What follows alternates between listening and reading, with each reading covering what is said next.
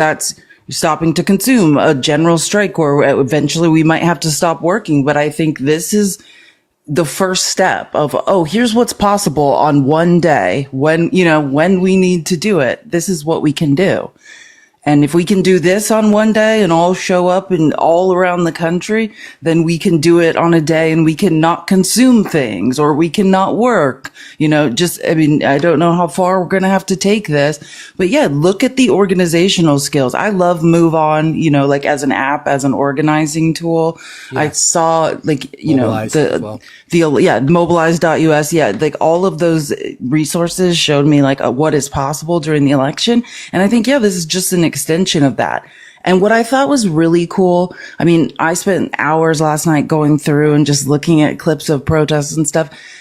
And of course, like, I love the protests in big cities, but I'm also fascinated by like these protests in Lafayette, Indiana with 1,000 people, and all sorts of rural areas, people and small towns, the villages in Florida, like literally people are like on their way to heaven and they're like, I'm going out protesting. I love to see it. So it's not just huge cities where people are gathering. And then I don't know if did you see the content where it's like, they were protesting in Detroit and then people in Canada were like across the river, the water. Yeah. Like screaming for them. Yeah. I thought that was great. And all over, there were people protesting in a lot of different countries as well as the United States. Yeah. I saw some of the protests in Lansing at Alina. They were pretty amazing. I'm very impressed. What really sort of intrigues me is the response that you've seen, because obviously the opposition to this resistance doesn't like the fact that the American electorate is motivated, that people are galvanized towards a cause. They're trying to find ways to turn it into something that it's not. Yeah, everyone was paid, Steve. You should be on X. You should see them flailing around for excuses and lies. Yes, every single one of these people that were out on Saturday were all paid money. That's what. Yeah. And I was paid not to go just because I didn't want to lend voice to it. Right.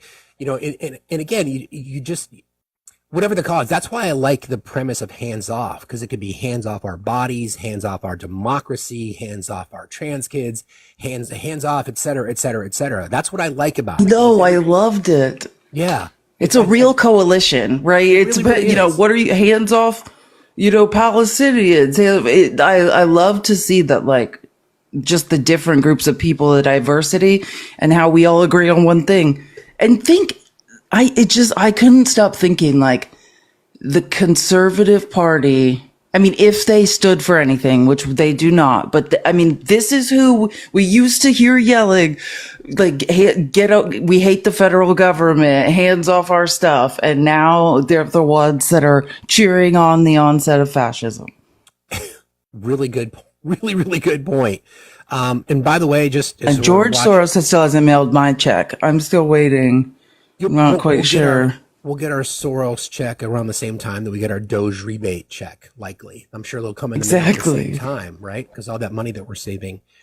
Speaking of money, we'll watch the market again today. Currently, pre-market, the Dow is down at under 835 points. And I don't know if you guys have been paying attention to this, but since Inauguration Day, there's been $11 trillion in wealth transfer. That would be trillion with a T. $11 trillion in wealth transfer. And we went through this last week. It's not that the money just disappears. It just goes into velvet-lined pockets. And I have an announcement about Howard Nutlick.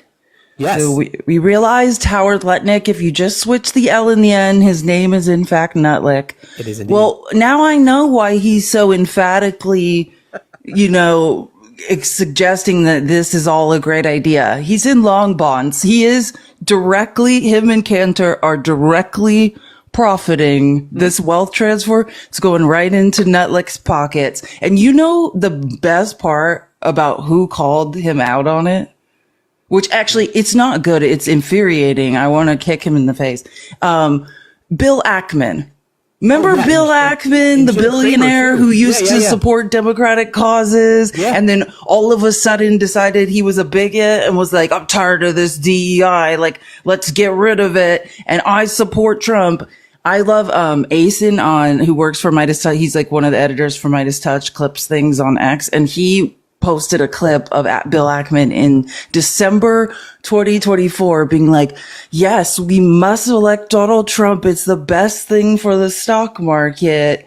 Howard Lutnick's gonna do a great job. And now Bill Ackman is sitting here whining and being like, oh, Howard Lutnick is profiting off this and he has no idea what he's doing. This is what you wanted, Bill. That's the team you're on. Don't try to straggle back on over here. It's not happening. That's exactly right. The people that Jim Cramer, who was a hardcore conservative, he's I forget his show on. I was playing clips of Jim Cramer. Yeah, Squawk Box. Squawk Box, exactly. He's just completely like, I don't know what the hell. Like, I believed in this initially, but this is just so extreme, and you're starting to see more and more of that.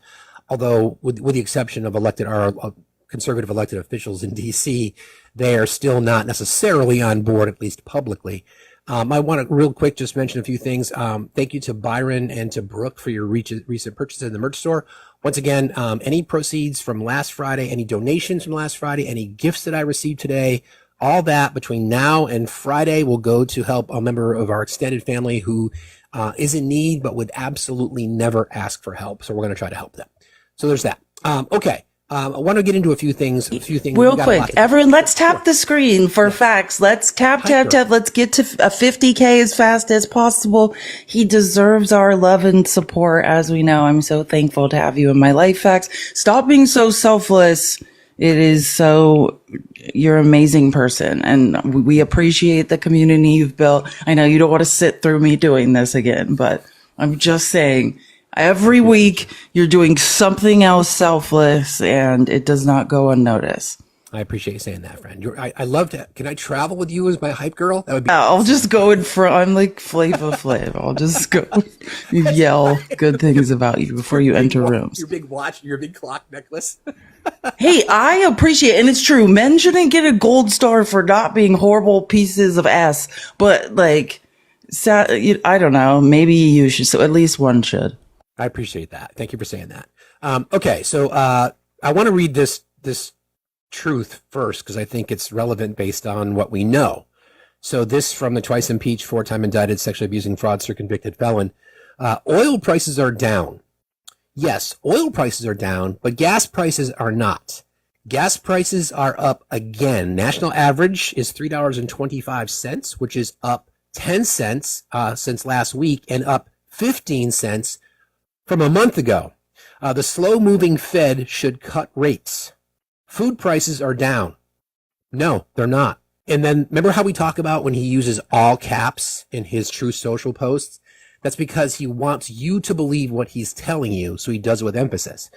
So he says there is... Can I say one thing before we move on to food, by the way? Yeah, and this is for MAGA, because I saw someone enter this chat, I think his name was Justin, and be like, inflation is low, gas prices are at an all-time low, which you just corrected is not true. And only an idiot would say that. But I just want you guys to understand that we are now, the futures for the price of a barrel of oil is at $60. Let me tell you what happens when 60. It was 60 yesterday, the futures prices. But let me help you out, Justin, because not only are gas prices not at an all-time low, you obviously don't understand the U.S. oil industry. When we hit $60, wells are capped. They are not tapped. That is when U.S. oil, because of the cost of tapping wells and maintaining them in the United States, Trump is driving U.S. oil families who depend on the oil industry out of business.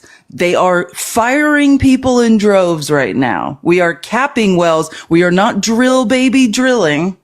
The U.S. oil industry is shutting down. That's right. Justin, if you're laughing in the chat, you should be laughing at yourself for being clueless. And real quick on that point, if we go back to the OPEC Plus deal, Felice, right? What Trump did if we can be objective. Like if he had done that for 6 months, that probably would have been a good thing. But extending it for 2 years was the problem. So what he did is he paid deference to the big oil companies instead of the American consumer. So no, Justin, Felice is right. Please take your books and go home. She's right. And then the tweet continues. Food prices are down. No, they're not. And there is, quote, no inflation. He is trying to convince you, Justin, that there is no inflation. Gee, that's funny because the current U.S. inflation rate for February was 2.8%, which means there is inflation, Justin. No inflation would be a bad thing. Oh, and let me help with one more thing. And what Trump has recently been lying about is the 10-year yield, like the 10-year inflation yield. But the reason that is low is because our economy is actually bad and people are fleeing to bonds. Correct. And gold. But you guys would all have to have taken a basic maybe microeconomics class to understand that, which Justin, clearly that is beyond you. So whenever Trump's like, look at the 10-year inflation. No, that's bad. That means people don't trust the markets and they're fleeing to bonds. Exactly right. So food prices are down. There is no inflation, and the long time abused USA is bringing in billions of dollars a week from the abusing countries on tariffs that are already in place. This is despite the fact that the biggest abuser of them all, China, whose markets are crashing, whose markets are crashing? Interesting. Who just raised its tariffs by 34% on top of its long-term ridiculously high tariffs, plus not acknowledging my warning for abusing countries not to retaliate. They've made enough for decades, taking advantage of the good old USA. Our past leaders, of which you were one, are to blame for allowing this and so much else to happen to our country. Make America great again. So no, there is inflation. Gas prices are continuing to creep up. In fact, they're up over 20 cents since Inauguration Day. But all that winning, Felice. So again, checking the futures market, the futures market is down 950 points. Now, if we're tracking that, if the market has been down at 1,000 points prior to open for the last 2 days, so Thursday and Friday, that bloodletting, it lost nearly 1,700 points on average. So 2,200 points on Friday, 1,600 points on Thursday. Again, over 5,000 points in a month and over 7,000 points since Inauguration Day. Sorry, I was just reading the comments to Justin are just epic in the chat. I love you. Hey, let my chat could be, so what's it, go change the tires on your home or something? I just read something. I just demonstrating I can read. Can we keep tapping the screen? We made it to 50. We made it to 55K. You guys are amazing. Keep tapping the screen. Let's all share the live with 10 people. Get some more people in here. Yeah, I wanted to say, like, the S&P is expected to switch to a bear market today. Like if the S&P runs, I mean, if you don't understand what the Standard & Poor Index is, it's the top 500 like companies in the U.S. and how they trade. And for it to for it to run, I mean, Trump and I want everyone to know what Trump is doing is punishing corporations. And this is what he wants. He wants them to crawl to him on his knees. Apparently, I heard some CEOs showed up at Mar-a-Lago to try to talk Trump off the ledge this weekend. That is what he wants. He's literally crashing the economy on purpose, driving the corporations' stock prices down so CEOs will come make a deal with him. I want to kind of talk about that. More specifically, it's the people that are in his ear, right? So you and I talked last week about Laura Loomer and how she may be the most, I don't even know how to describe her without being completely she's off her nut. I don't know. She's even further to the right than MTG. She is a bona fide conspiracy. And if you don't know, you guys, she was one of the main conspiracy theorists along with Ali Alexander behind Stop the Steal. And like the far right fringes of conspiracy. Yes. She's worked as an activist for several organizations, including Project Veritas. That's what I was going to say, too. She started on Project Veritas with that crazy guy. What's his name? James, the guy that got in trouble, the old CEO. Exactly. I can't think of his name. He's the people behind the Ashley Biden diary story. She was on the Rebel News InfoWars. She has described herself as being pro-white nationalist and a proud Islamophobe, repeatedly making anti-Muslim statements in public settings. Loomer has gained notoriety as a result of being banned from numerous social media platforms, including Facebook, Instagram, and Twitter, payment processors, vehicles for hire, and food delivery mobile apps for various reasons, including violating policies on hate speech and posting misinformation. Loomer has also been banned and removed from events and had press credentials revoked for harassment and causing disturbances. Laura Loomer is in Trump's ear. I'm going to play some quick sound from Laura Loomer so we all know exactly what it is that we're dealing with. Laura Loomer was part of the initial energy behind the JFK tapes, the JFK files. This sound, and it's James O'Keefe. Thank you to the person in the comments who, good call. I think it was Deb that reminded us it was James O'Keefe. I could not remember. Where is that? I need to find this clip because it literally will tell you everything you need to know about Laura Loomer. Anyway, she was part, as I'm looking this up, she was part of influencing Donald Trump last week to fire some members of the National Security Council because in her mind, they were not loyal. Remember, the litmus test for competency in today's Trump administration is the loyalty test. That nothing to do with whether or not you are cut out for the job. It's just whether or not you're going to be loyal. So she decided that, these guys are not loyal. Meanwhile, they not to the Constitution, just to Trump. Just right. So this is a little bit about who Laura Loomer is. Okay, this is disturbing, but I think we'll play it anyway. So she's talking about the investigations into the JFK assassination. Okay, so I want you to just listen. Remember, JFK was assassinated in 1963. What we're actually looking to do with the JFK investigation, I'm looking to actually bring in some of the attending physicians at the She wants to bring in some of the attending physicians to the hearings. I remember, I watched this. I'm all with you on this. She's as bad as Bobo. Listen to this again.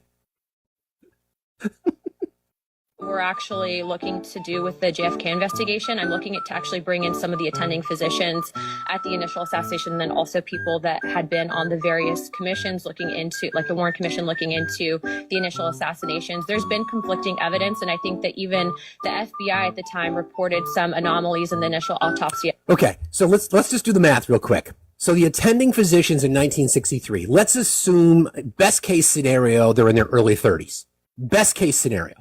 Absolute best case scenario, they're in their early 30s. Most likely, they're probably closer to 40 or 50 years old. Like if you look at some of the video or some of the images from then, gray-haired, salt and pepper. So that's 60 years ago, which would mean they'd be over 100 years old now, but she just wants to round them up and bring them in for these hearings. Okay, I just have to say this. You know that's not Laura Loomer talking, though, right? That's Anna Paulina Lunatic. Oh, I'm sorry. You're right. It is. I just saw that. Well, you know what? You could blend them together. Same person, though. Yeah, they literally same person. They sound exactly alike. I just want to say that's why I was like, I don't know if Anna Paulina, if you know about Anna Paulina Lunatic, she believes in aliens and ghost hunting and all this sort of stuff. So I was like, maybe maybe it's going to be a seance. Like maybe is what she's trying to do. They'll just call them. It's hard to beyond the conspiracy. It's hard to the brown-haired wackos. It's you Boba. Said that, not me. Out of Paulina Lunatic. Anyway, thank you for that correction. Laura Loomer is in Trump's head. So it's one thing to have his complete lack of understanding of how to govern. It's not just him crippling the economy like he's doing, and it's not just everything else. It's the people that he listens to. So he listens to a self-professed pro-white nationalist in Laura Loomer. Felice, do you know the story of Ron Vera?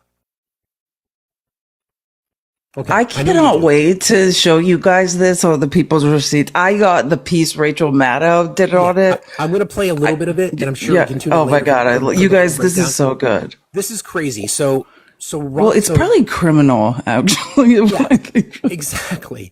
So this entire push on tariffs to change the economy in Trump's mind came from influence from a so-called economics expert named Ron Vera.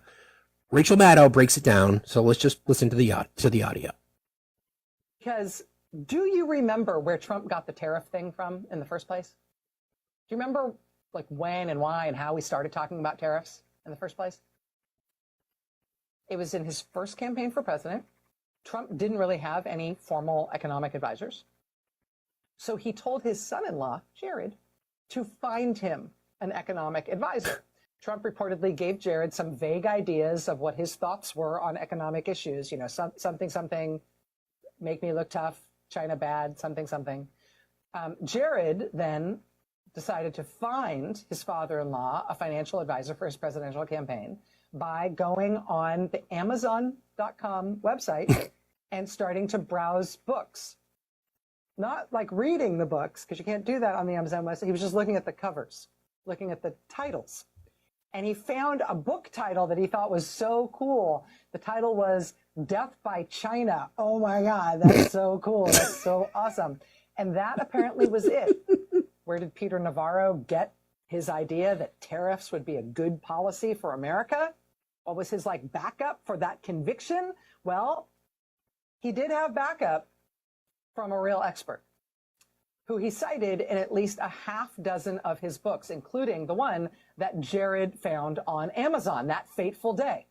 In all of his books, Peter Navarro has cited an economics expert to justify his views. And the economics expert he cites is somebody named Ron Vera, V-A-R-A, Ron Vera. When Trump won the presidency and entered the White House, this Ron Vera started circulating a memo around Washington in support of Trump using tariffs and trade. I'll cut to the chase because I know some people couldn't hear the audio. I tried to turn it up, but here's the deal. Peter Navarro is Ron Vera. Ron Vera is Peter Navarro. It's an anagram. Anagram of his name. I love anagrams. Me too. So Peter Navarro was quoting himself as Ron Vera in an attempt to say that tariffs are the greatest thing ever. Jared Kushner found the article, the memo circulated by Ron Vera, and said that to Trump. I found this great economic expert who talks about how incredible tariffs are. So they brought him into the circle. Come to find out it's the same person. Ron Vera is Peter Navarro. My point in this whole thing is that Laura Loomer, who's and Anna Luna, they're the same person in my mind.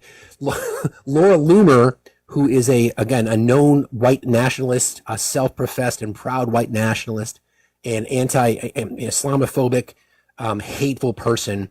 She's the one that's chirping in Trump's ear. She wants to be Mrs. Trump. I think we can all understand that. She wants to be on diaper changing duty. I think it's obvious. Duty. She's chirping in Trump's ear about firing national security people, saying that they're disloyal. Ron Vera, Peter Navarro, convicted felon Peter Navarro, who was behind the Green Bay sweep, that whole thing, is the truth teller behind tariffs. So he also recently got out of prison. If nobody is remembering, he's denied a subpoena. All the White House legal counsel said he had no right to do it. Yeah. I mean, Peter Navarro. So yeah, he recently got out of prison, thinks he's a martyr, is pretending, right? He was saying, instead of just being like, hey, I don't know anything about economics, pretended to be an economic expert, made up a person who doesn't exist, used an anagram of his name and quotes him over and over. And these aren't the things that needed to be rooted out. That would be a concerning thing. Imagine if that was discovered, if anyone in the Democratic Party or in the White House that worked for Joe Biden had done something like that, we would never hear the end of it. And that's fine. The only thing that matters is blind, dumb loyalty to Trump. That's the only thing that they're looking for. Not Justin, I'm sorry, Felice. Go ahead. No, you go. Say, Justin, let's follow your logic for a second, because your guy, the twice impeached, 4-time indicted, sexually abusing foster convicted felon, in his Truth Social post said that there is no inflation. So let's use your logic, because you say Trueflation says inflation is currently at 1.4%, which means even in your small brain that there's inflation. So chat, everybody show Justin some love, please. Thank you. All right, so the story continues. To say the origins of Trump's sweeping international tariffs are dubious is an understatement.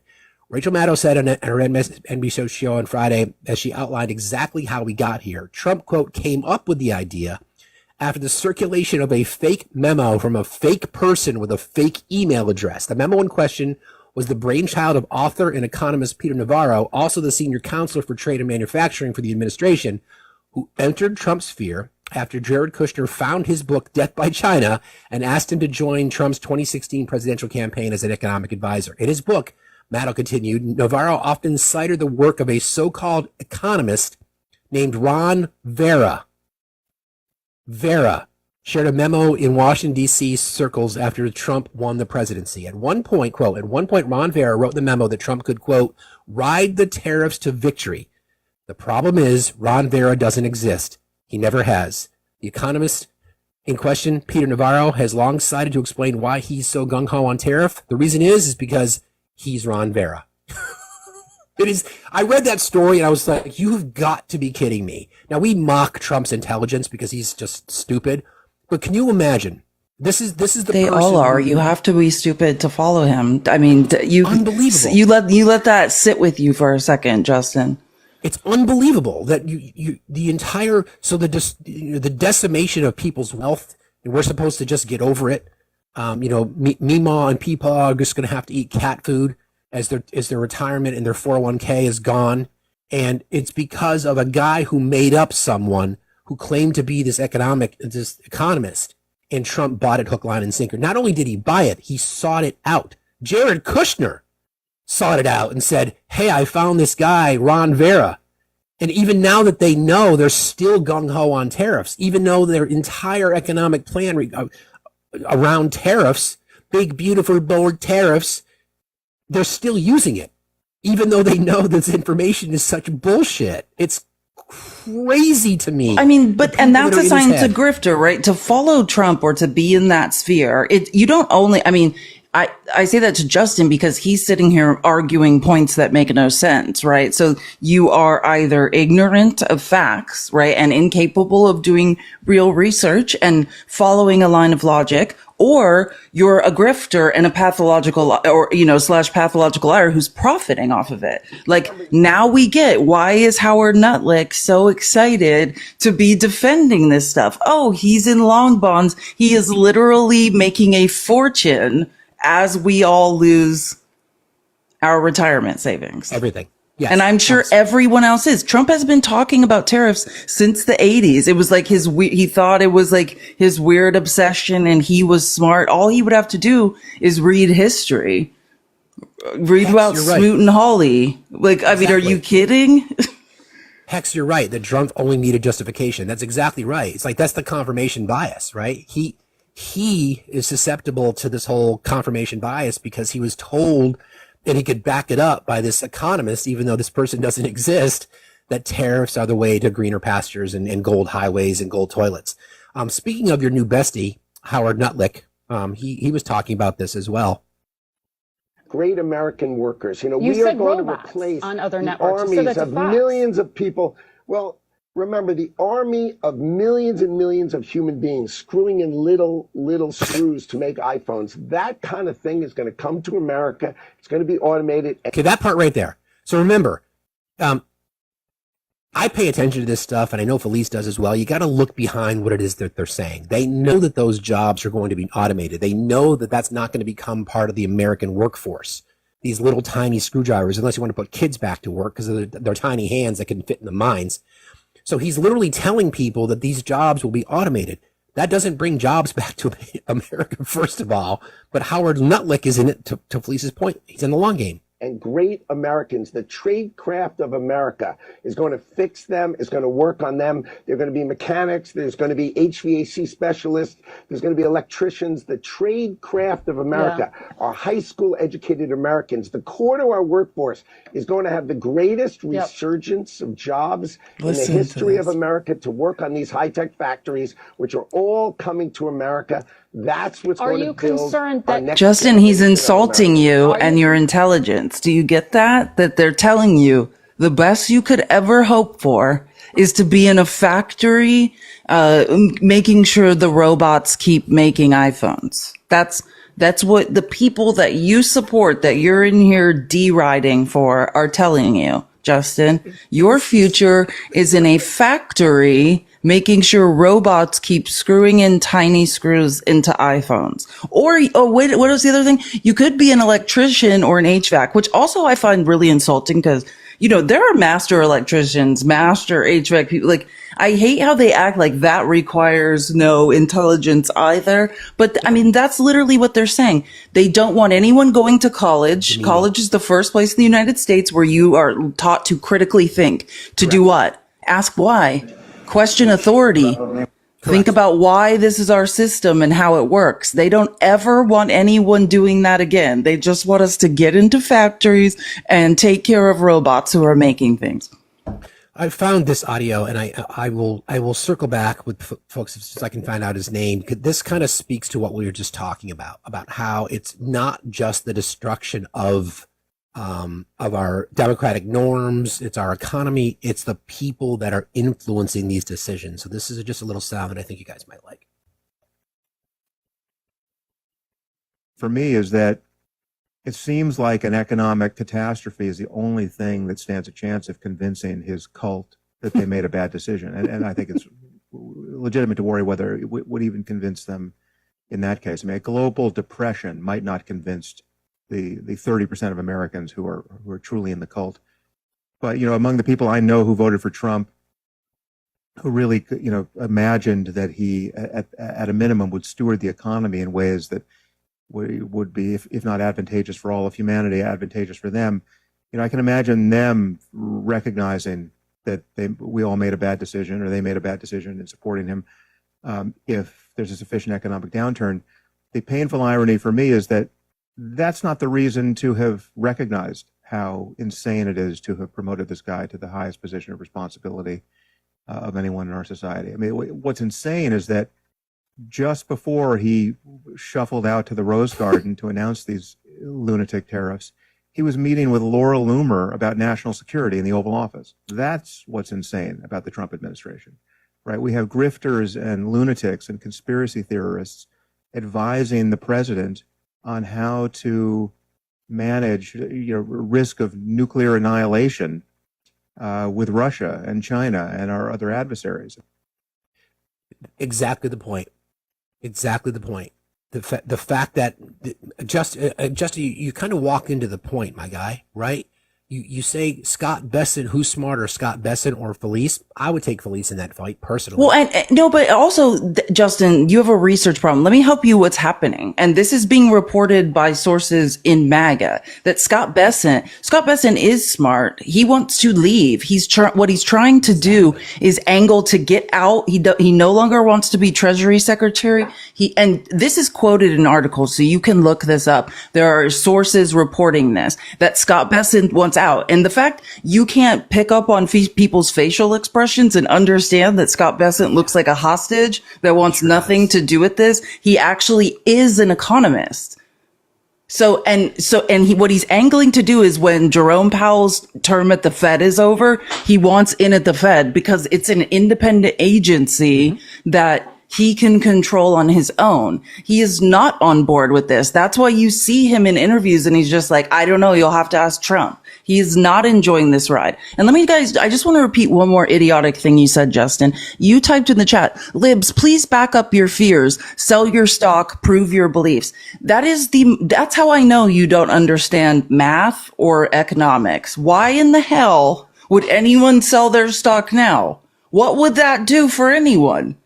Nothing. Yeah, exactly. You literally have no idea what you're talking about. Watching mediocre men fail up is the most fascinating thing I've ever seen. Maybe with a few more exclamation marks, you'll be onto something. My guess is no, since you've literally been wrong about every single thing you've said. Justin, again, my guy, you just said, so then the market will go up when you don't want to, oh my God, I'm not even bother. So, okay. So this is an indication of kind of how the impact is felt by everyone, including the billionaire class. But as we discussed last week, they're the ones that are in position to pick up all that assets that have been lost or transferred. Over the last 3 weeks, this is a list of losses year-to-date change from the people who names you'll recognize, and then I'll go back and I'm going to make a connection for you. Elon Musk has lost 130 billion, Jeff Bezos 45 billion, Mark Zuckerberg 28 billion, Bernard Arnault 18 billion, Bill Gates 3 billion, Warren Buffett, in fact, has gained $12 billion in wealth, Larry Ellison 42 billion, Larry Page 34 billion, Steve Ballmer 19 billion, and Sergey Brin 32 billion. With the exception of Warren Buffett, do you know what each of those people has in common, Felice? They're billionaires? They were all front row seats at the inauguration. Every I single didn't know one of those Buffett people. was. I said with the exception of Buffett. Oh, okay, sorry. I With the zoned out for exception 1 of second. Warren Buffett, every one of those folks were at the inauguration. So that's a combined nearly $400 billion in wealth, in losses of net worth under the administration that they propped up. And now they are going to stand to enrich themselves because of the demise of the stock market under the tariff policies introduced by the Muffin Man. It might as well have been the Muffin Man. It could have been Pinocchio. It could have been any fairy tale character because Trump would have bought it as long as it supported his agenda. Have you seen the clip of Elmo, Elon Space Karen, saying, I don't want any more terror? Elon's gone full rogue. Elon's basically now out there shitting on Peter Navarro in fights with him and saying, I didn't want this. This is not what I told Trump to do. I don't want tariffs, not just for America, but for Europe either. Listen to this. Let me play this clip. Okay, go for it.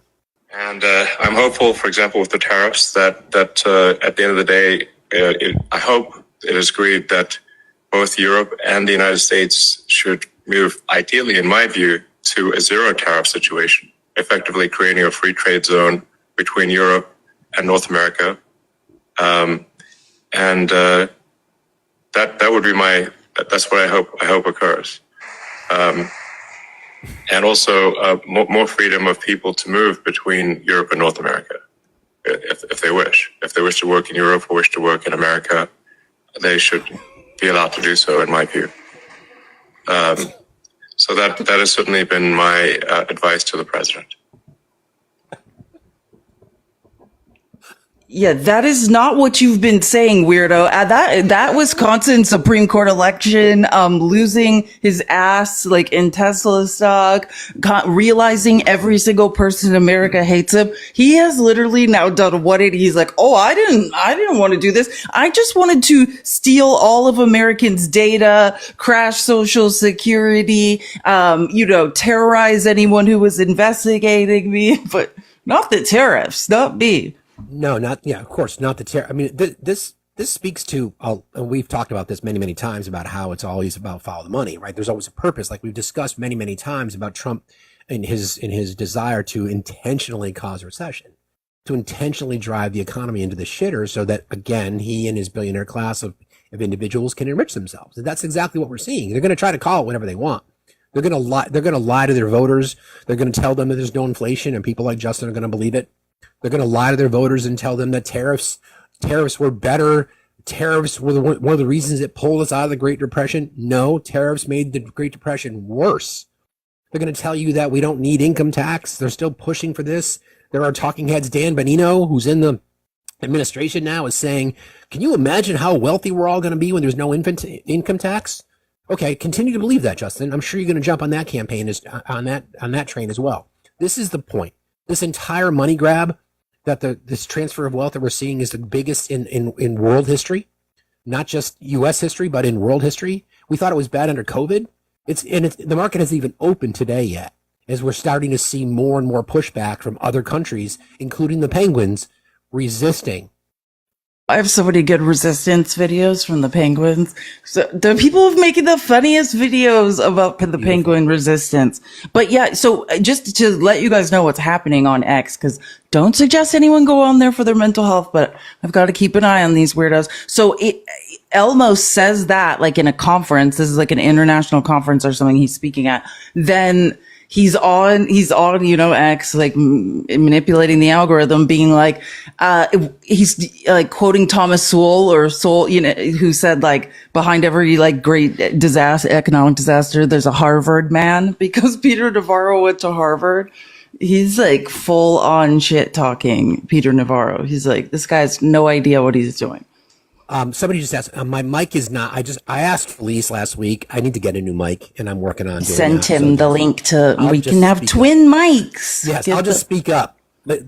No one in my life has ever told me to speak louder, but I will for today until I get my new microphone. So almost to 100K. Tap the screen, share the live. We're almost there, guys. Keep going. You can do it. This is for facts. Tapping is clapping. Let's get to 125K as fast as possible. And just as a reminder, any gifts that I received today, any donations on Venmo, PayPal, or Cash App, any items purchased in the merch store, any and all of those proceeds between now and Friday will go to help a member of our extended family who would never ask for help, but we're going to help anyway. So thank you all. If you'd like to participate in that, we appreciate you very much. As we discussed earlier, the fact that there are so many people in Washington scrambling now, the whole Scott Besson point, I think, is a really, really good one. He definitely looks like a hostage. Like he's trying to use Morse code with his eyes, like, help me. He's like, save me. Exactly. Well, this is very embarrassing. He manages this is a hedge fund manager. Like, people could lose confidence with him, never invest with him again. This is this could ruin his career. Exactly. And so Justin, I think you probably think that Scott Besson's really smart and he's the man for the job. Justin, we're going to blow your mind. Scott Besson is a George Soros protege, my guy. Just so you know. Anyway. So paid by George Soros his entire life. But for some reason, you like Scott Besson. But Justin, you would have to read to know that is literally the man that learned at the feet of George Soros. You want to talk about someone actually paid by George Soros, meet Scott Besson, the guy you know nothing about. Exactly right. So members of congressional leadership in particular in D.C., and we're going to get into the Senate budget in just a moment, because, by the way, there's no such thing as no tax on overtime, tips, or Social Security, just not in there, because we told you it wouldn't be because they can't afford to pay for it, but you believed it anyway, right, Justin? Mike Johnson finds himself in a very precarious position because he's got to keep a relatively small margin together in the House. He knows that people on the House are not going to buy into the bullshit related to these tariffs because they're going to have to go back to their districts and sell it. And we're seeing Trump voters saying, like, what the fuck is going on? This is not what you guys promised me. I want you to listen to him in how he tries to navigate through this, right? And Felice can play the video. I can't. I don't have that tech, but you can just listen and the facial gestures that he's making, it's just, he's in a tough spot. Poor Mike. I don't feel bad for him, but he's just in a tough spot. Hold on. The question is, should the president move forward with tariffs? He's made very clear that he's doing this in the executive branch under his executive authority, and it doesn't involve Congress in that way. Look, you have to trust the president's instincts on the economy. Okay? Why? This isn't blind faith. Remember what he accomplished in the first administration. Before COVID, we had the greatest economy in the history of the world, not the U.S., the whole world. Every demographic was doing better because we cut taxes, we cut regulations, and we made a better economic environment for everybody to succeed. And he is going about that same plan to bring that about, and tariffs is a component of that. And we'll see how it all develops. I mean, the point is, if you just listen for the tells, right? You're not gonna talk about the specific damage that it's doing. Exactly. You're not going to talk about the specific damage that it's doing. You're going to use the talking points that he had the greatest economy ever until Biden's was better. That, this is the future. The president's got he's got America first in mind. He won't answer the question. Now, we've all witnessed this for the past 10 years, the gaslighting from the conservative movement in our government, telling people, looking them in the eye and flat out lying to them. The rooster has come home to roost, as they say. There's no way around this. There are people that are still trying to blame Joe Biden. There are people that are still trying to blame Bidenomics. There are people that are trying to blame Obama for what we're seeing because they've got nowhere to go. When you're in this position, you put all your eggs in this economic basket, right? Tax cuts for the rich and tariffs. If it doesn't work, where do you go? What do you do? How do you navigate out of this? And Mike Johnson knows it. Now, we know that we talked about this briefly last week. Florida's a red state. I don't give a fuck about Florida. Sure, the margins were good. We pulled some voters from those elections in District 1 and District 6. There's one thing that doesn't get talked about enough. There were 4 counties in Gay Valamont's district when she ran against Jimmy Petronas in District 1. 4 counties. All 4 of those counties for the past, I think it's 12 elections, have gone red. She flipped one of those counties. That was a 16-point Republican seat. She won it by 2 points. That is an indication that the Republicans are in deep trouble. Conservatives are in deep trouble for 2026. We'll see. It takes things like this, though. We have to continue to do this. Register, go to the polls, be active. Remember, activism's a muscle. Please exercise it. Amen. Great. It's an action. Exactly. It's a verb. It's an action. And I just cannot, the last time I dated someone, which was like 5 years ago now, but it was a narcissist from that Florida one. I cannot, if you have never been to Florida District 1, you just cannot understand. When I say that might be the reddest district in the country, it is. So what Gay Valamont did in that district, that tells a story. Numbers do not lie. The pendulum is swinging. Yeah, I mean, it's those little things. Like, again, Florida's red. It's going to take a massive change in voter habits for that state to flip back. We know snowbirds head down there. They feel like birds of a feather, literally. The Supreme Court race in Wisconsin is the one that we should really be paying attention to, because that was huge. That's a 10-point swing. That's a mandate in a swing state. The last 2 times there have been special elections in the state of Wisconsin for Supreme Court judges, they've won by similar margins. So that should tell you that when Trump is not on the ballot, progressives win elections. Good luck midterms. Exactly. Okay.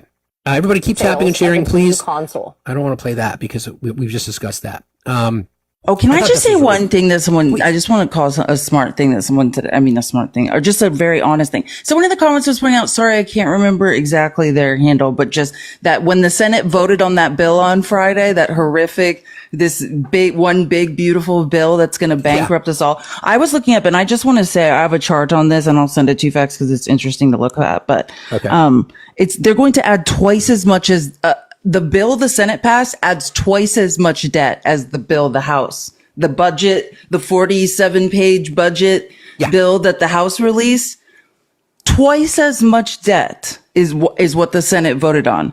3 times the ARP, double our long-term debt growth, 1.5 trillion in tax cuts, plus 500 billion in spending, plus current policy minus 3 billion in savings equals 5.8 trillion. And someone in the comments correctly pointed out, it's the weirdest thing, Steve. Now, everyone was telling me that there was going to be no tax on tips, or there was going to be no tax on overtime. And what they meant was there will be no more overtime because we are all going to be slave laborers. Yeah, it's the weirdest thing. The only things Trump actually ran on, remember when he was going to cap credit card interest rates? It's the weirdest thing that that's not in there. But they did make it so overdraft fees won't be capped at $5. I mean, well, that they took that out.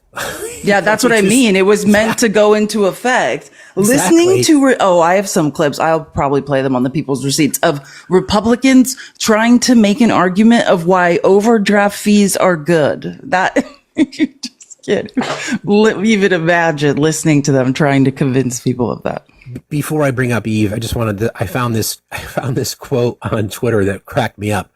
Imagine in 50 years, kids having to answer this on a history test and it not being a trick question. Which of the following did Trump not tariff? Switzerland, Canada, penguins, or Russia? That is good. And just understand, these aren't reciprocal tariffs. So like the argument of like, we don't trade with Russia. Either did the penguins. Okay. Either did the penguins. Exactly. Good morning, Eve. How are you today? Wonderful. How are y'all doing? Doing fine. Thank you. Thank you for being here. I'll be right back if you don't mind. Eve's going to do some mod announcements, Felice, while you're here. Yes, I am here with your regularly scheduled commercial break. Y'all know that I'm here to remind everyone to please support our fabulous hostess with the mostest. And here with us again today is the fan favorite fact finding Felice. And we know they're out there every day with that fiery feral fist for freedom, bringing you facts over feelings because facts still matter and they always will. So you can find the pay apps in the link tree of the bio for both Felice and for Steve, as well as the Fax HQ and Discord link. Now, you can also reach the Fax HQ via factstillmatter.site, where we've got live sources that are referenced here on this show, as well as community resources. And you can view and purchase merchandise, including the new Fax Merch Fundraising Bundle with over 15 items. It's a way for y'all to have something tangible for your donation. And it's got buttons and bookmarks. Check it out. Check it out.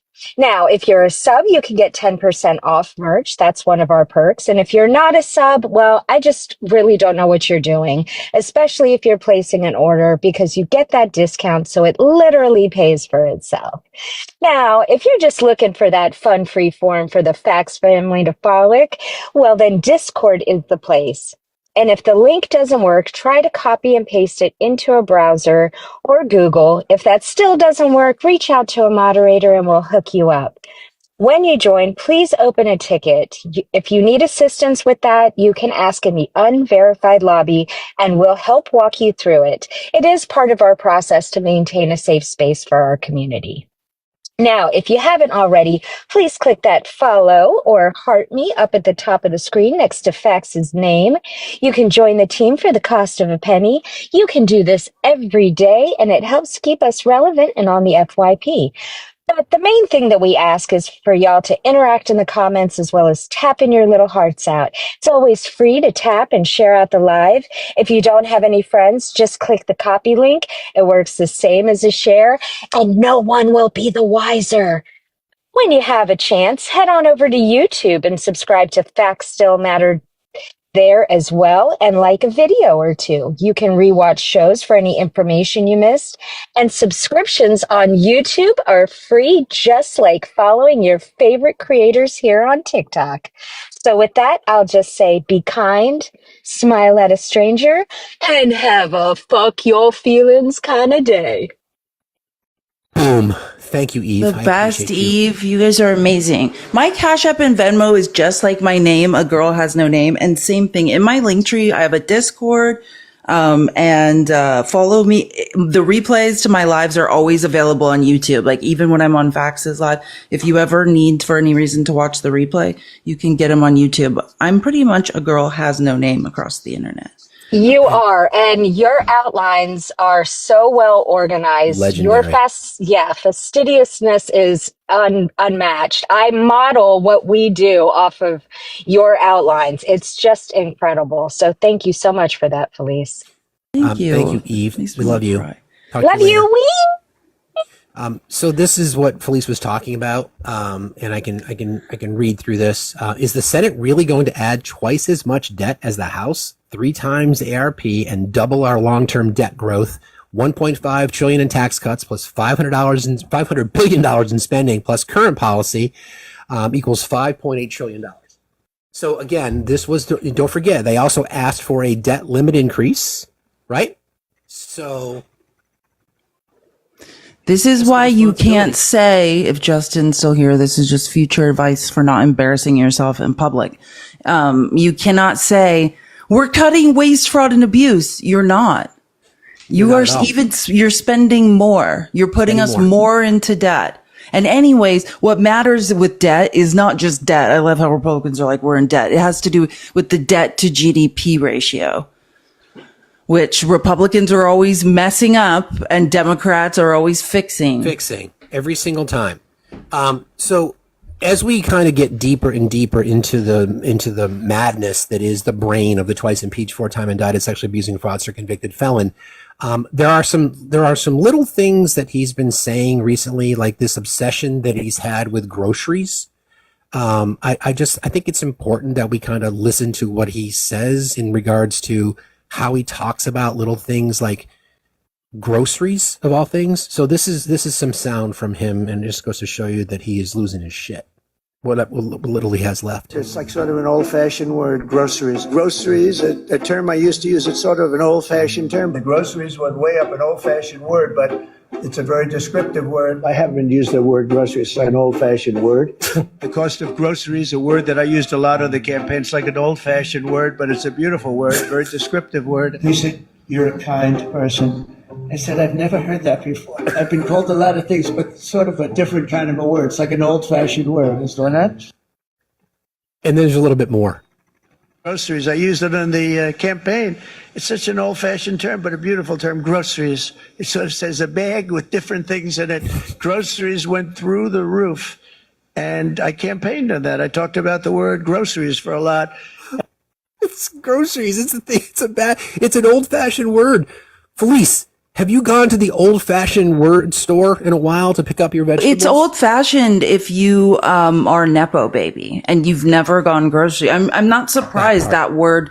I remember, and I'm trying to remember, it's sometime during the election, and we talked about, like on My Live, we talked about it forever, how, when Trump was doing one of his Sir story, and she came to me with tears in her eyes, and it was a woman, and he was trying to tell a story, but you could tell he has never been to a grocery store. And he's like, yeah. And then she had to go put the apples back in the refrigerator. And we're like, what? The man's never been in a grocery store. He has no idea that there's not like a walk-in refrigerator that she had to go put the apples back in. Yeah. Of course, he'd never heard that word because he's never had to. The point of this is, like we've talked about this morning, about the influence from Laura Loomer, the influence from Ron Vera. He's dumb, and the people around him are not. A lot of the people there's Ivy League educated people that are in his cabinet. There's people that are not stupid. But they have to sit there every single day. Like Scott Bessent, for example, has to defend the tariff policy because he's the Secretary of the Treasury.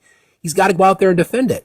Meanwhile, his boss is talking about groceries like people don't know what they are. Oh, I didn't realize that groceries were things that you put in a bag.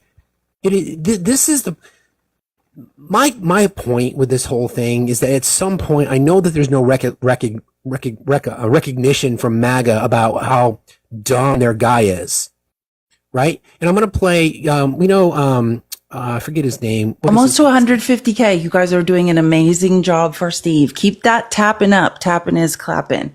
And by the way, Justin said he wanted to compare stock portfolios to me. Justin, I used to work in corporate America. I used to have quite a stock portfolio, and then I disappeared into South America and liquidated my assets. I don't value myself by how much money I have any longer. I was never happy when I had money. It was, as we call it in the tech industry, golden handcuffs, right? Once you start living that 600,000 a year lifestyle, then you're beholden to it. And it takes a lot of work to keep it up. I have nothing now, and I'm happier now. Exactly. I literally make whatever people decide, real free market capitalism, Justin. People on the internet listen to me. I teach, I do research, and I talk, and whatever people decide that is worth to them, that is what I make. I have no savings and no financial future, which turned out to be great. So I didn't have to lose it all last Thursday. But the fact you place your value on how much money you have says a lot about who you are. I promise you, it's empty. I used to have a lot, and I was never less happy. Not something that I watched it became the obsession to watch it every day. When I went out on my own to start my own business, that's what I did. I liquidated so I could do that. Don't feel that pressure anymore. Like most Americans, I'll retire when I die. That's how that's going to work. But Justin, I can talk. He said, don't talk about the market. I can talk about the market because I'm extremely intelligent, because I have a high IQ, because I've taken a lot of economics classes, and because I know a lot about it.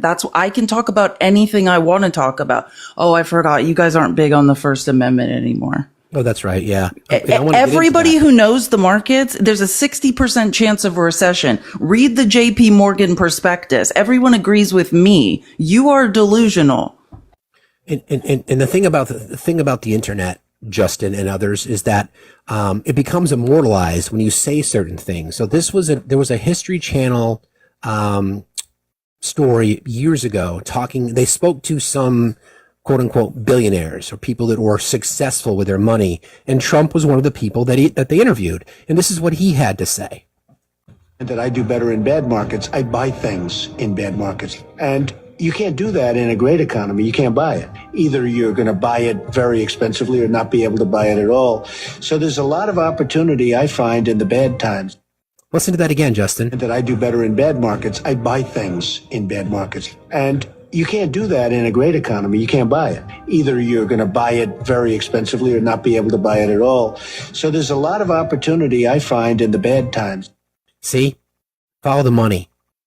He's telling on himself again. Capitalism is a sine wave, right? It's boom, bust, boom, bust, boom, bust. And in the bust is when there are huge transfers of wealth. Like you were saying, what did you say, 11 trillion? The markets have lost 11. And then people who are in long bonds or who have have the capital to take huge short positions. I don't care how much money you think you have, Justin. It's nothing. You are still, even people, and just because I can do math, let me help you. Even people with hundreds of millions of dollars have nothing compared to billionaires. It is nothing. That's the reality. And actually, people with hundreds of millions, those are the ones we can get to when the French Revolution 2 comes. Those are the human shields of the billionaires. The billionaires will have private security forces and be on private islands.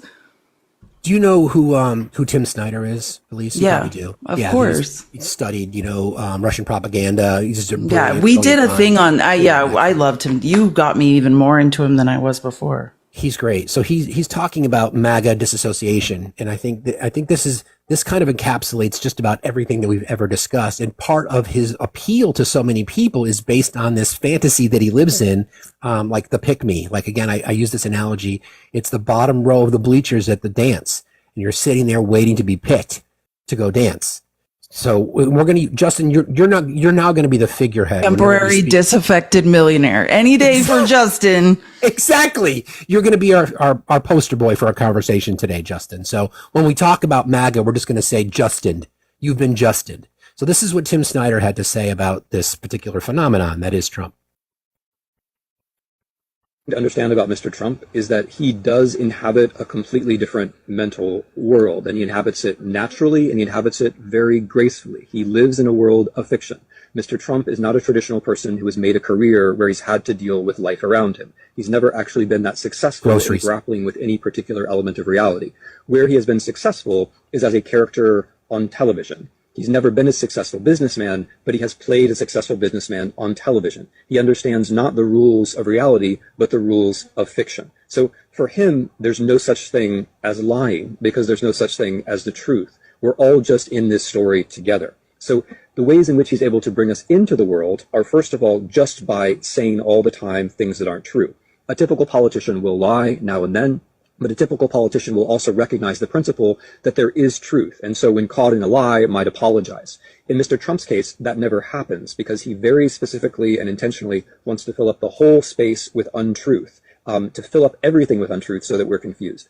The second stage is once we get there, once he changes the office of the presidency, so it's no longer about talking about the world, but instead about creating a story, then he says, distrust everyone else. There's nothing that's really true. It's just my opinion and your opinion. And since I'm the president and I have media behind me, in the end of the day, it's going to be my opinion that matters. Once we get to that point where everybody doubts everything and it's only the person who has the most media or the biggest Twitter account who counts, at that point, it's very hard to have anything like a democracy.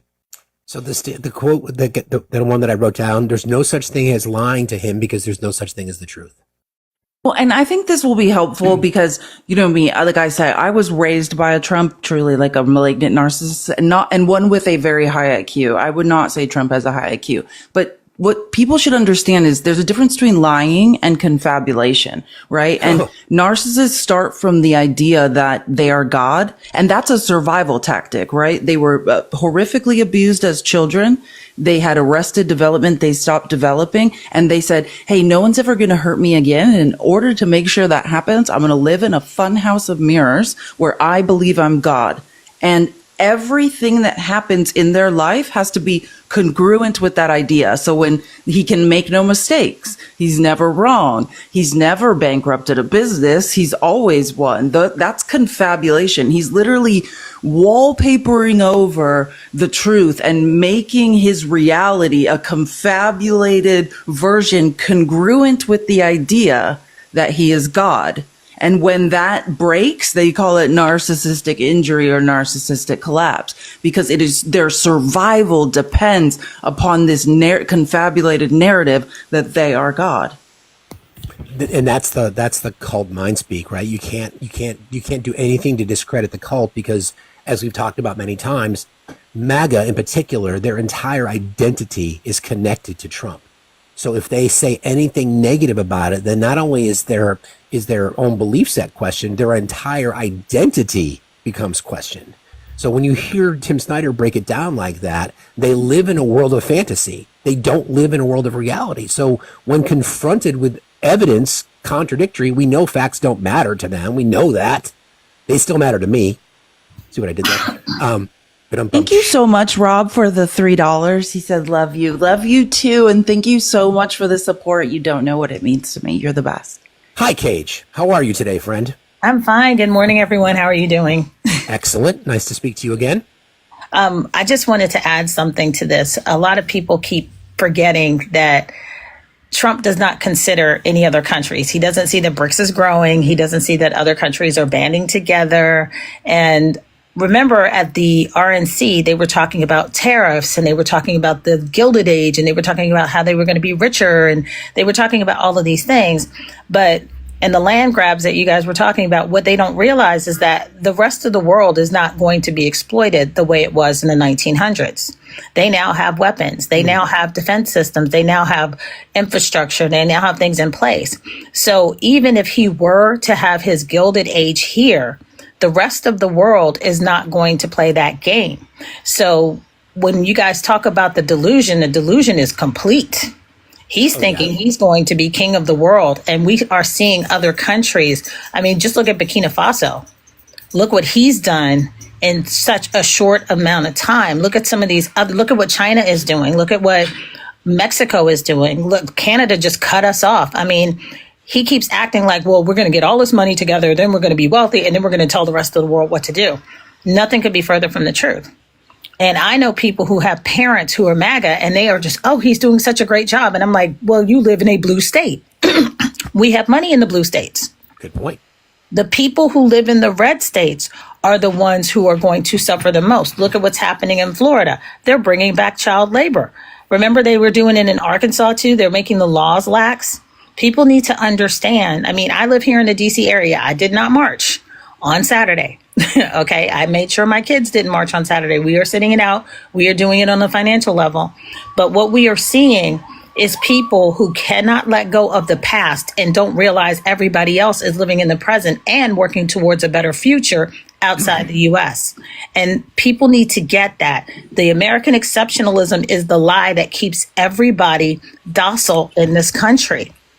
Okay, you have to understand that people have the pitchforks and the torches out, but they don't want you to come out with the nooses and the guillotines. And that's when it gets to that point, you'll already be so decimated financially that you will be willing to do anything to survive. One of the reasons why we in the Black community are laughing at a lot of the things that are going on is because nothing's really going to change for us. We're still going to be at the bottom. We're still going to have to work as a community. We're still going to have to do the things that we do. But at this point in time, I was so happy with what I saw in DC this weekend, because I was like, finally, people are waking up. Everywhere. DC was pretty amazing, though. I was all about, it was amazing. But I live in the DMV. So it was like what I saw. I was going to see my daughter in Richmond. And as I was leaving, Richmond had an amazing protest too, by the way. They did. But let me tell you what the traffic was like on 395 and I-95. Getting into DC, it was backed up for over 30 miles, people coming into DC, because I left DC at 9 o'clock in the morning. So that should tell you how many people were coming into the city to march and to protest. That made me feel really proud of the people who were waking up, because we've been saying this forever. We've been saying, look, you have to do something, because we marched, we gained those rights they're lost. So that means the power that we had was starting to diminish. And more to come, right? Yeah. And we needed you guys to get in there because we have influence. We don't have power. You guys have power. And it's important. Excuse me. I'm sorry. It's important for people to wake up because what Felice said is absolutely true. I'm getting my MBA right now. She's absolutely right. The rich get richer in bad markets. That's where they see opportunity. And these tariffs have been planned, not by Trump. He's in La La Land. But the people who are teaching about the Gilded Age know that the rich were rich and the poor were extremely poor. And they have no problems picking your pockets and telling you it's your fault because that's what they do all over the world. And can I add to something you're saying? I have this is super interesting idea. One of my degree is in history, very passionate about history. So what I want everyone to think about is what occurred in the world post World War II, right? Everyone, we consider the Allies. If you don't know how we got third world countries, there were the Allies, there were the Axis, who were our opponents. And then everyone who didn't, let's say, quote unquote, take a side was then labeled a third world country. And we devalued their currency, essentially. But what we were operating under after World War II was something called a containment strategy, right? We saw the USSR as such a danger that all we were trying to do is work together. Pretty much everyone around the world was working together to try to contain Russia. And what I want everyone to think about now is we are now the USSR. We are Russia. The rest of the world is now banding together, making trade blocks, making deals, building up their militaries, having conversations that don't involve us to contain us. We are the wackos now that need to be contained. And it's fascinating, in how few decades that could flip, that we were literally, there was a huge transfer of wealth after World War II. The US dollar was made the gold standard,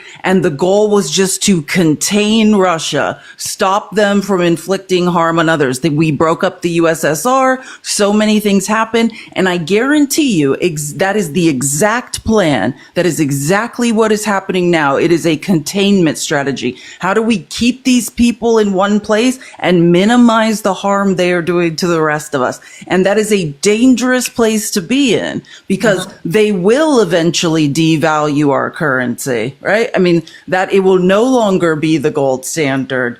I mean, we were an empire.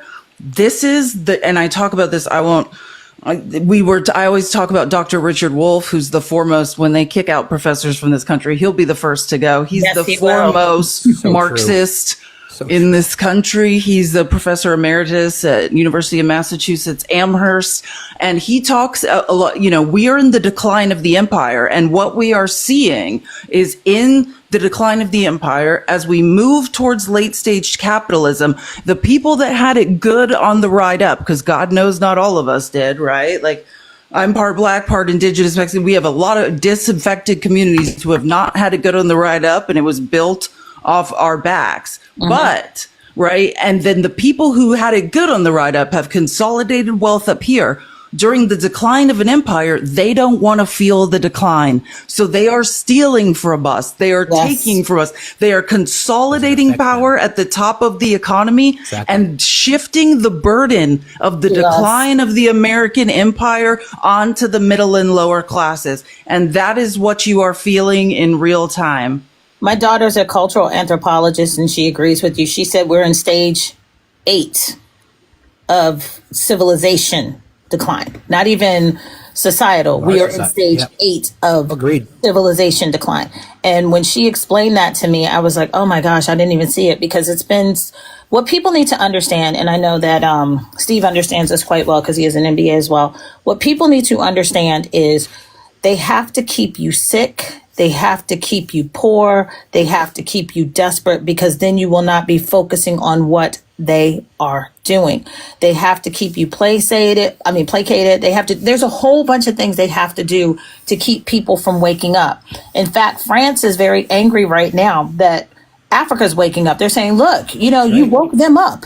And now that's happening here. Now they sell the allure of advancement too. They sell exactly. the allure of you work harder, you succeed. They sell you that allure, which is and they also sell you mediocrity as well. And I tell people all the time, if mediocrity were real and were true, okay, every indigenous person in this country would be wealthy for all the work that they've done. Every black person in this country would be wealthy. Every immigrant in this country would be wealthy. Every woman in this country would be wealthy. Every liberal man in this country, every progressive man in this country would be wealthy because we all work hard. We get educations. We would be wealthy. Instead, we are not the wealthy ones. People don't understand how much nepotism plays a part in wealth. Oh, absolutely. And I'm going to say something that's going to be very controversial, but it's true. People don't understand that old money is slave money. It's slave money and genocide money. Generational wealth. Yes, from what happened with oil when it came to indigenous people in this country. And see, if people were to realize that is where the real wealth has come from, being passed down, people would understand that there is no such thing as meritocracy. What there is this chain that's been created for people to be able to pass down wealth to their children and keep it out of the hands of the people who've actually worked for it and created it, and then blaming the people who've worked for it for not having it. We've done the same thing. If you've ever read that book, so right, Gage. So right. What is it? No problem. If you've ever read that book, Confessions of an Economic Hitman, you will see that they did that to the third world, and they're doing it now here to us. I love your brain. I really appreciate you coming in every single day and talking to us about it. Keep on your mission for becoming another MBA. I appreciate you, friend, as always. Good to talk to you. No problems. Have a great day, guys. Talk to you later. Bye. 60% of wealth in the U.S. is now inherited. And that's why I talk about debt to GDP ratio. One of the strategies to keep us poor is to increase the debt to GDP ratio right before Republicans leave office. So Democrats have to fix it. Have you ever wondered why we're always fixing the debt to GDP ratio? If we're doing that, there's not a lot of upward mobility to be had. So the market's about to open. Pre-market, it's yay! Let's do a stock market bell ringing. 2.54%. That's the Dow. The S&P is calling down it Bloody Monday. Have you seen that? Seriously, the Dow is down. S&P is down 142 points, and Nasdaq futures are down 492 points. This because there's some new reporting. Thank you, Gregory. This is from Reuters. That for the first time in weeks, this speaks to Drill Baby Drill, U.S. drillers cut oil and gas rigs for the first time in weeks. U.S. energy firms this week cut the number of oil and natural gas rigs operating for the first time in weeks. Who just said that? Was it me earlier that said they cap wells at $60 a barrel, not tap them? Exactly. You hear that, Justin? Exactly. Justin, you hear that? Learn something. In the Permian Basin in West Texas and eastern New Mexico, the nation's biggest oil-producing shale basin, the rig count declined by 3, cutting the total count down to 297, the lowest since February of 2022.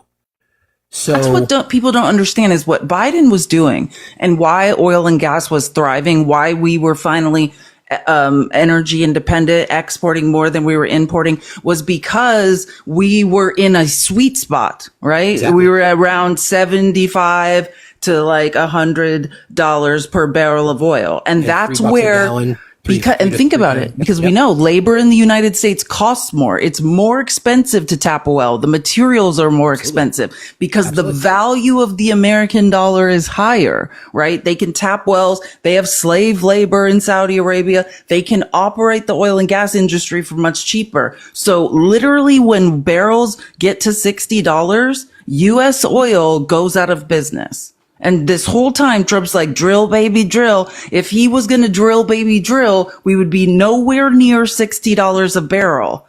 We would not be screaming at Saudi Arabia to release their surplus. That's another punishment on U.S. corporations.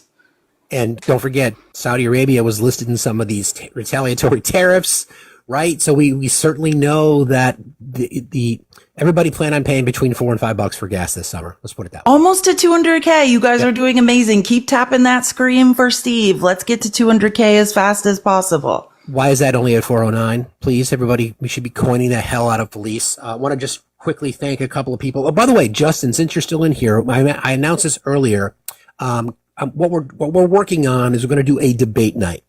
I get dozens of unaliving threats weekly. I also get told that I couldn't debate someone one-on-one, that I have to hide in this space. Okay, if that's true, then send me a direct message, reach out to a member of my mod team. You can find me on Discord and say that you would like to debate. What we're going to do is we're going to use that space as a mutual aid funding opportunity. So we'll go one-on-one, we'll moderate it. Any coins that I get, any gifts that I get, any donations that happen during that debate, we'll use that to go to our mutual aid resources. And if people feel like they can debate me, then let's go. We don't do debates in this space. Not that we're afraid to do them, but I have the pleasure of being able to spend, 4 hours a week with Felice, maybe more, depending on how that goes, in an attempt to kind of educate. So I know a lot of people will use their spaces for debates. It's just not for me anymore. I know Felice doesn't do it much anymore. Not that either one of us are afraid of it. Just we have a lot to talk about and there's a lot to educate. So we're going to do it one night a week. We'll call it debate night, whatever you want to call it. But if you want to debate me, please message me and avoid the death threat for one day and just say that you like to debate me. If you're interested in something long term, Steve, I talked to you about this before, but I have a whole other account that has over 100,000 followers that I do nothing with, and I haven't blocked everyone because this my main account is kind of a safe space. But I have a whole other account. If we wanted to debate a couple nights a week, like you and I. Yeah, that's what I'm saying. I told you that, and we should use it for that. That's right. Yeah, it's just sitting there. So we could use that account because I haven't blocked pretty much anyone on it, and then we could debate a couple nights a week. I'm open to that. I just am my main profile is for educating people, not wasting my time correcting idiots. But I can also do that. It's also another hobby of mine. I was a Division I athlete. I like to compete. I mean, you're not going to win. And I just want to say something. Yes, I was in speech and debate in high school. Yes, I do. I am an intellectual. I do read extensively and I know what I'm talking about. But that's not why you can't beat us in a debate. It's just because the facts are not on your side. Correct. If you're a logical, reasonable person and you read, then you have to move left. Because that's the problem. The numbers and the facts are oh my God, I love that. Is that a cat? That was I've never seen that one. That's cool. That are very simply not on your side, period. So you can that's the facts about debating. So you line up to debate Steve and lose. Exactly. And again, I want to turn it into a fundraising opportunity, so we'll do that. Quick shout out to Nancy and to Tanya for your kind contributions on Venmo and Cash App. And just as a reminder, any proceeds that I get this week, started on Friday, any proceeds from the sales of any items at our merch store, and any gifts that I received today through Friday, all of that money collected will go to help an individual who's in our extended family who would never ask for help, but we're going to help anyway. So that's how it works. All right. I want to talk about KKK Caroline for just a moment, if we can. Wait, one more thing. Tina, thank you for the $25, just really quick, because I just saw that. That's so kind. Thank you for being my morning coffee today. Oh, that's so cute. And I assume that's your daughter. What a beautiful child. Coffee prices are about to go up, so I'm sorry about that. Don't mean to be the bearer of bad news, but that's how that works. Savor it. Yeah, exactly. And from working in the coffee industry, one thing I learned, do not get between anyone and their coffee. That would not end well for anyone involved, for those of you who are coffee connoisseurs like myself. Okay, so I've made this observation before, and we might have talked about this last week, Felice. When Caroline Levitt can control the audience and she can control the narrative, like if she goes on an interview in a safe space like Fox News, she wears her cross very prominently. She doesn't always wear it during her press conferences. It's just an observation. I see it more and more because I feel like the cross would burn into her chest if she was trying to answer questions. So this is an example of when asked specific questions about the economic impact that these tariffs are having on consumers. How long will it take to cycle through and get some of the actual prices that Americans are paying to come down? Prices at the store and at the grocery pump? Prices at the grocery pump. Okay. Across the board, sure. Well, the president is doing everything he can, obviously, to reduce the cost of living crisis in this country as quickly as possible. Really? Like what? That's why he signed a litany of executive orders across the board. In the first couple of weeks here, he declared a national energy emergency. He committed to cutting 10 regulations for every new one on the book. As you know, working for a Fox Business-related outlet, deregulation and energy independence are huge drivers of reducing inflation in this country. And I think Americans can be assured by the results President Trump had in his first term, when, again, inflation was 1.4% when he left office. Is it months or is it a year? And will Americans have the patience to wait for it? I don't have a timeline, but the president is doing everything that he possibly can to reduce cost of living for Americans at home. Again, she's doing her job. As many people don't remember the grocery pump. You know, I forgot about the grocery pump. That's from the days of yore. Yeah, exactly. The days of yore. You put random things into the grocery pump bag. Yes. This is just a little bit more as to who Caroline Leavitt is. I think it's Caroline Leavitt, yes, as I like to call her. KKK Caroline. This is Caroline. This is who she is. She fits right in the mold of the Christian nationalist zealots who now are influential in our American government. This is what she had to say recently about Trump and her approach to what she sees as well, here you go.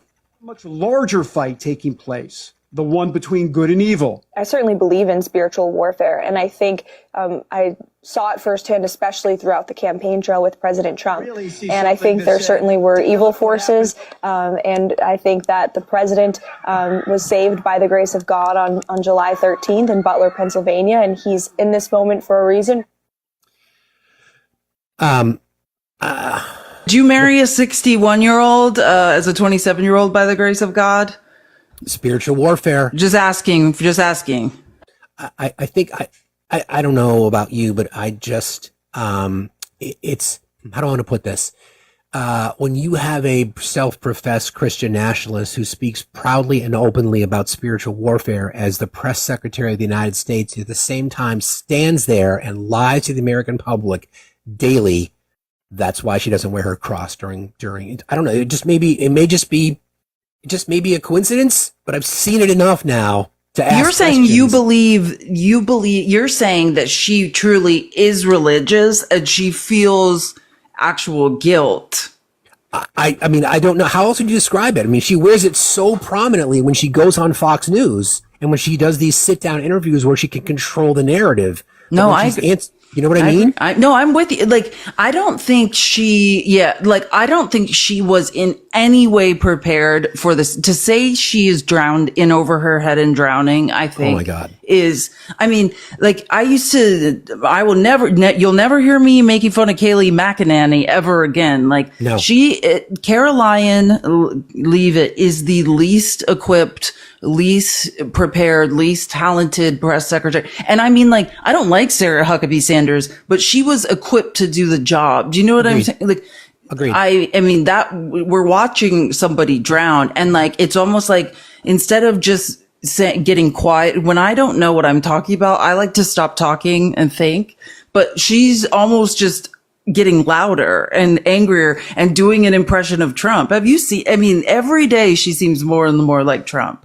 Agreed. I think she idolizes him. She's talked about her devotion. Yeah, she wrote in New Hampshire for her college. The reason, no one knows, like, she was like a 22-year-old ever writing for her New Hampshire college newspaper, just writing delusional articles about her love for Trump. That's how she got this job. And she's married to like a 61-year-old who like donates to Trump.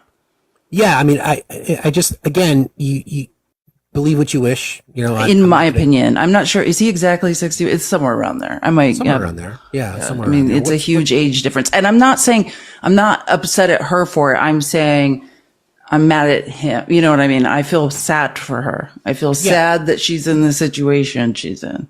Exactly. Yeah, Sean, Spicer wasn't very, speaking of crowd size and Sean Spicer, but Sean Spicer was better than her though. And he just wasn't blonde and pretty. You know what I mean? Like, it seems to be, there's a type of person Trump's looking for to be his.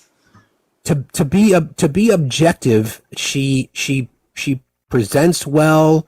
She's confident in her answers. If I'm being objective, she's just woefully underqualified and underprepared for this job. There's just no doubt about it. You literally can't sit there. And this is why I have an issue. She's angry and defense. Do you know what I'm saying? Like the way I know she has no idea what she's doing is the defensiveness and the anger. Like she's like, now I'm sorry I called on you. Who are you? I'll make sure you're not in here next time. It's like nobody who's confident in what they're doing behaves like this. Now, what is her latest thing? She's letting in podcasts, like far right podcasters. Like, I'm trying. Maybe that will help you look less dumb if nobody is in and nobody with a brain is in there at all. Maybe. I've got my representative Becca Ballant working on, well, at least her office. Love Becca Ballant.